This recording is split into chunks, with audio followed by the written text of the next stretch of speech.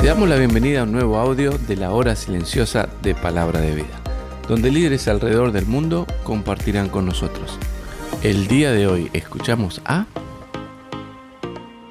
¿Qué tal? ¿Cómo estás? Mi nombre es Josué Clauser, soy misionero de Palabra de Vida en Argentina. Es para mí realmente un placer poder compartir con vos algunas enseñanzas, algunas lecciones prácticas para la hora silenciosa del día de hoy.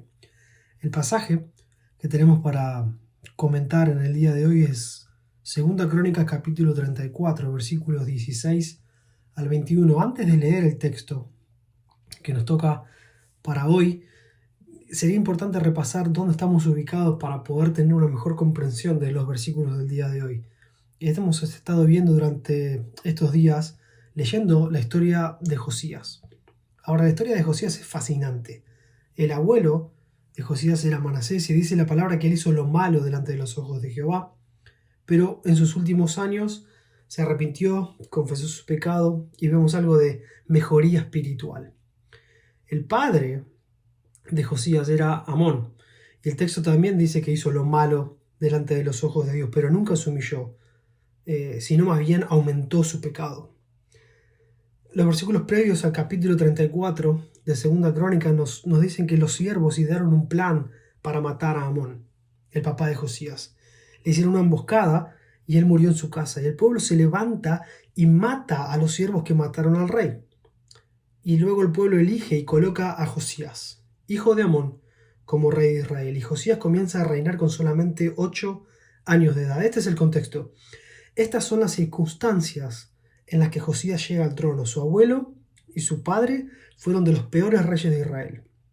Llevaron al pueblo de Dios a la idolatría y al pecado. Josías tenía un tremendo desafío por delante. Ahora tenía que gobernar un pueblo que era duro y rebelde, que no quería seguir a Dios.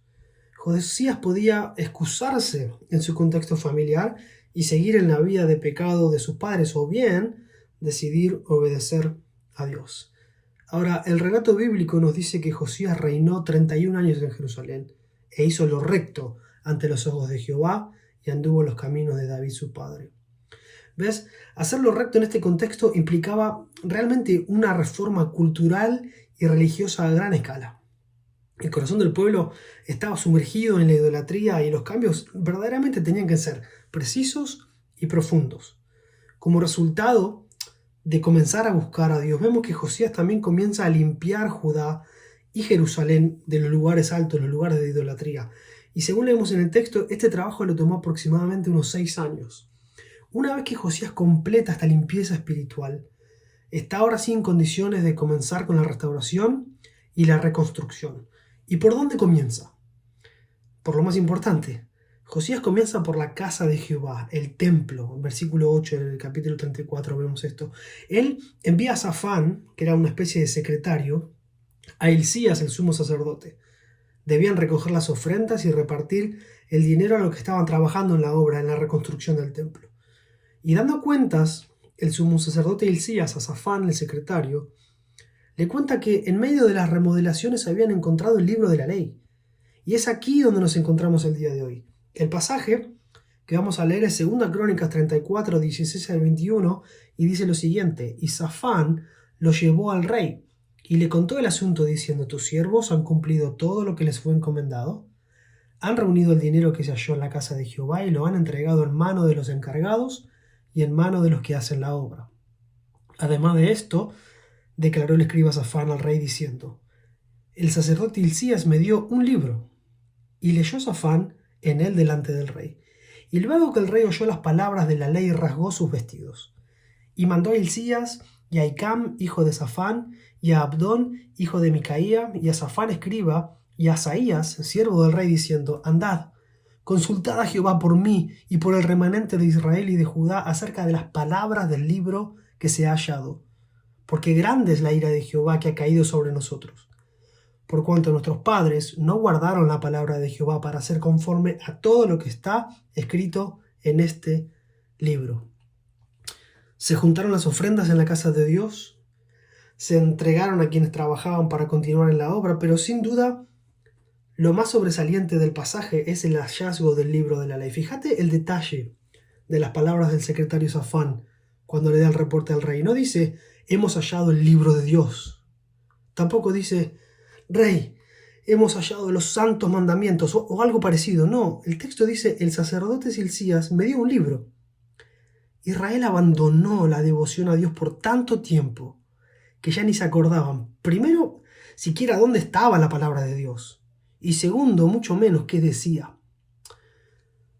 Es indudable que había una ignorancia general en cuanto a la palabra de Dios, producto de tantos años de pecado. Cuando el rey escucha lo que está escrito en el libro de la ley, se da cuenta de la seriedad del asunto. Se da cuenta de que él como líder y el pueblo estaban en grave peligro por haber desobedecido y menospreciado la palabra de Dios. Josías correctamente entiende, según lo que podemos leer, que la ira de Dios estaba sobre ellos. Y como resultado de haber comenzado a buscar a Dios algunos años antes, Josías correctamente entiende que el próximo paso, el primer paso, el más importante, es el arrepentimiento. Ahora bien, algunas lecciones prácticas del pasaje para nosotros en el día de hoy, algunas lecciones que podemos aplicar en nuestra vida, tomando el ejemplo de Josías y lo que sucede con el hallazgo del libro de la ley. En primer lugar, a la luz de todo el contexto del capítulo 34 y la vida de Josías, la primera enseñanza práctica para nosotros es que la persona que busca genuinamente a Dios va a limpiar el pecado en su vida. Le llevó unos 6 años a Josías limpiar Jerusalén de los lugares de idolatría y también comenzar a guiar al pueblo de a poco de vuelta a Dios. Sé paciente, sé consistente, no te rindas. Si estás en ese proceso de santificación, lleva tiempo. Es un trabajo a veces arduo, difícil, pero vale la pena. Si la persona que busca genuinamente a Dios va a comenzar a limpiar el pecado en su vida. En segundo lugar, la segunda enseñanza que nos deja la vida de Josías es que luego de la limpieza espiritual viene la restauración. No solamente basta con quitar hábitos pecaminosos en mi vida, al igual que lo hizo Josías con los lugares de idolatría.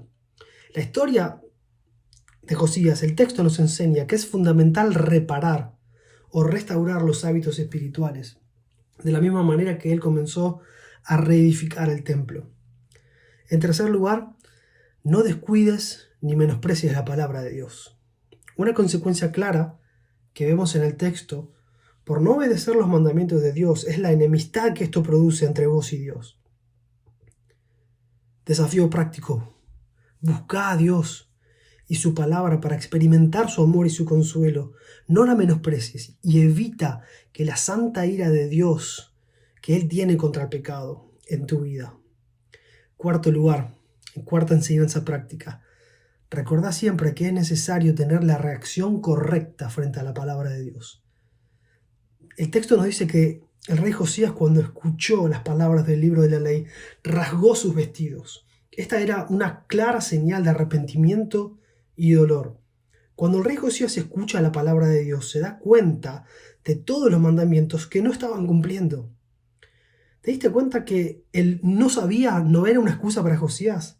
Él pudo haberse excusado diciendo, bueno, pero mi abuelo, bueno, pero mi papá, bueno, pero yo no sabía. Pero él se da cuenta de que era momento de comenzar a hacer conforme a todo lo que estaba escrito.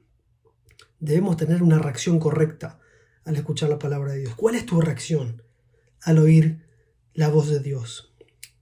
Si no hay una convicción de pecado frente al llamado de atención de parte de Dios, tenés la reacción equivocada. No endurezcas tu corazón. Si la palabra de Dios te está confrontando, no endurezcas hoy tu corazón, sino que en quinto y último lugar, la aplicación práctica sería: confiesa tu pecado y descansa en la gracia y la misericordia de Dios. ¿Sabes? La historia del rey Josías nos llena de esperanza, ya que más adelante en el texto vamos a ver cómo Dios oiría la voz del clamor del pueblo y el arrepentimiento de su pueblo y perdonaría su maldad. Cuando escuchemos la voz de Dios a través de su palabra, tengamos la reacción correcta frente a la palabra de Dios. Busquémosle de todo corazón, confesemos nuestros pecados y descansemos en la gracia y la misericordia de Dios. Gracias por escucharnos. Recuerda que este audio no reemplaza tu tiempo a solas con Dios. Te animamos a que escribas tus aplicaciones personales. Hasta mañana.